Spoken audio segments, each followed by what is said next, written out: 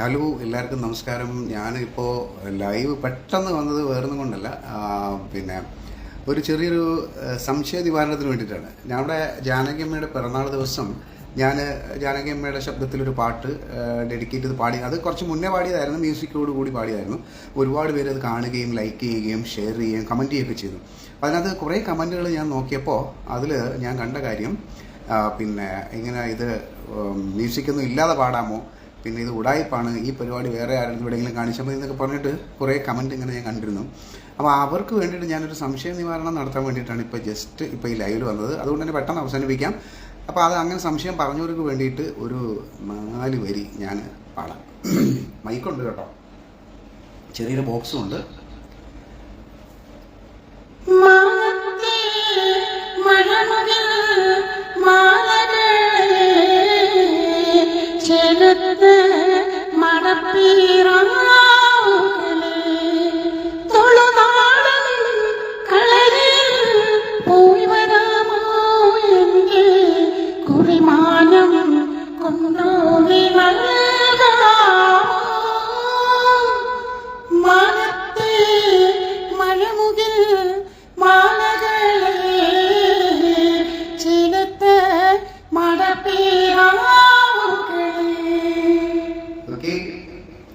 അപ്പോൾ ഇതാണ് അതിൻ്റെ കാര്യം. കുറേ പേര് ലൈവ് വന്നിട്ടുണ്ട്.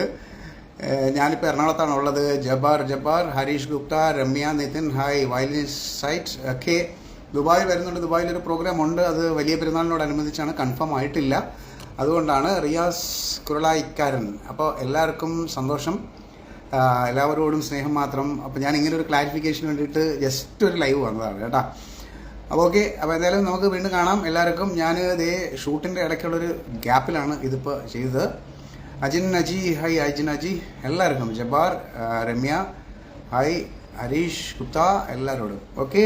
അപ്പോൾ ബൈ ബൈ, ടേക്ക് കെയർ. എല്ലാവർക്കും നല്ലൊരു ദിവസം ഞാൻ അങ്ങോട്ട് ആശംസിക്കുന്നു. Lindo Augustine, okay, bye by.